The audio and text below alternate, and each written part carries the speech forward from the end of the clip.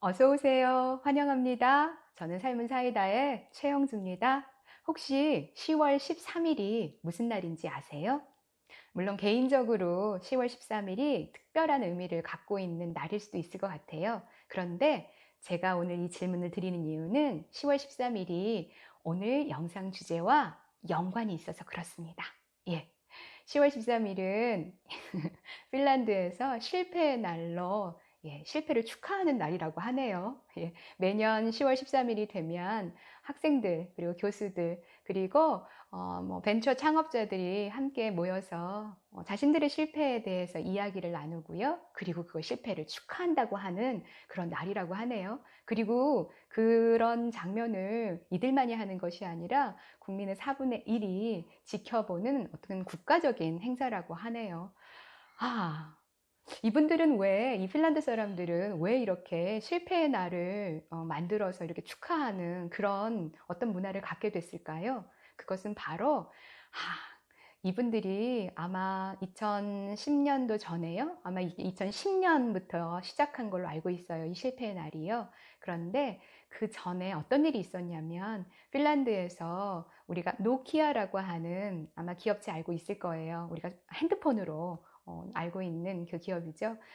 핀란드의 국민기업 노키아가 몰락하는 과정에서 굉장히 어려운 큰 경제적인 위기가 왔고 당연히 대량 실업도 있었지 않았을까요? 그러면서 뭔가 도전하고 하는 것에 대한 두려움, 그런 실패에 대한 두려움이 굉장히 컸었던 것 같아요. 그때 알토 대학의 한 동아리에서 이 실패의 날을 만들어서 본인들이 경험한 소소한 실패에 대한 이야기를 나누고 그리고 또 실패 과정에서 배우는 실패를 통해서 우리가 뭔가를 배울 수가 있잖아요. 그래서 그 배운 것을 또 함께 축하하는 그런 실패 축하 파티를 하는 그걸 만들어서요. 그게 캠페인으로 퍼져서 핀란드에 퍼지게 되고 그게 또 아마 전 세계적으로도 또 다양한 국가에서도 이 날을 기념하고 있는 것 같아요. 한국에서도 어떤 기관과 또 기업체에서도 이런 날을 실패의 날을 만들어서 아마 그 실패를 축하하고 또 상도 주고 하는 그런 거를 하는 거를 제가 알고 있습니다. 그래서 핀란드에서는 어떤 일이 벌어지냐면요. 제가 2018년도에 기준으로 봤을 때 핀란드가 세계 3대 창업 국가로 부상했다라고 하는 그 기사를 제가 봤습니다. 그러면 우리에게도 한번 적용하면 어떨까 싶어요. 실수, 실패, 참 우리가 쉽게 받아들여지지 않는 부분이 있는 것 같아요. 어떠세요?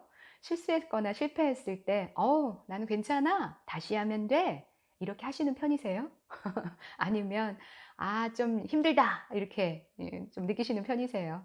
우리가 실패라고 하는 것을 사전적인 의미로 한번 정의를 내려보면, 일을 잘못하여 뜻대로 되지 아니하거나 그르침이라고 하더라고요. 그런데 이게 결국에는 내가 원하는 목표했던 바를 이루지 못한 거를 우리가 실패라고 우리가 표현을 하잖아요. 우리가 일반적으로 실패했을 때 경험하는 감정 어때요? 일단 실망, 좌절, 절망, 부끄러움, 뭔가 짜증, 분노, 그리고 뭔가 두려움. 우리가 조금 감당하기 쉽지 않은 감정들이네요. 그쵸? 그런데 우리가 실패에 대한 관점을 조금만 바꾸면 많이 바꾸어야 될 수도 있네요. 관점을 바꾸면 거기에 따른 우리의 감정도 달라질 수 있는 것 같아요. 첫 번째는요. 실패에 대해서 이런 관점을 가져보는 건 어떨까 싶어요. 실패는 뭐 한 사람만 경험할 수 있죠? 맞습니다. 도전한 사람만이 경험할 수 있는 거잖아요. 도전했기 때문에 실패도 있는 거니까요. 그래서 알버트 아인슈타인의 명언에도 한 번도 실수한 적이 없는 사람은 한 번도 새로운 것에 도전해 본 적이 없는 사람이다 라고 하는 말도 있더라고요. 실패했다는 건 도전했다는 뜻이니까 한번 해본 거잖아요. 그러면 나 한번 해봤어 라고 하는 것에는 자신감이라고 하는 감정이 함께 따라올 것 같은데요. 자, 두 번째는요. 우리가 정말 원하는 목표를 이루어가는 과정에서 실수나 실패는 너무 당연한 거 아니에요? 물론 어떤 사람은 한 번에 억수로 운이 좋아서 그걸 이뤄낼 수도 있지만 늘 언제나 항상 그렇게 이뤄내기는 쉽지 않은 일이잖아요. 그래서 우리가 실패했다는 거, 실수했다는 건 우리가 원하는 목표를 향해 가고 있는 중이다. 예, 가는 과정에 있다. 예, 이런 관점이 있을 수가 있잖아요. 그렇게 되면 그 가는 과정에서 이뤄가는 과정에서 우리가 갈 수 있는 것, 언젠가는 목표에 도달할 수 있어 라고 하는 희망이라고 하는 감정을 경험할 수도 있을 것 같아요. 어떠세요? 제 의견에 동의하세요?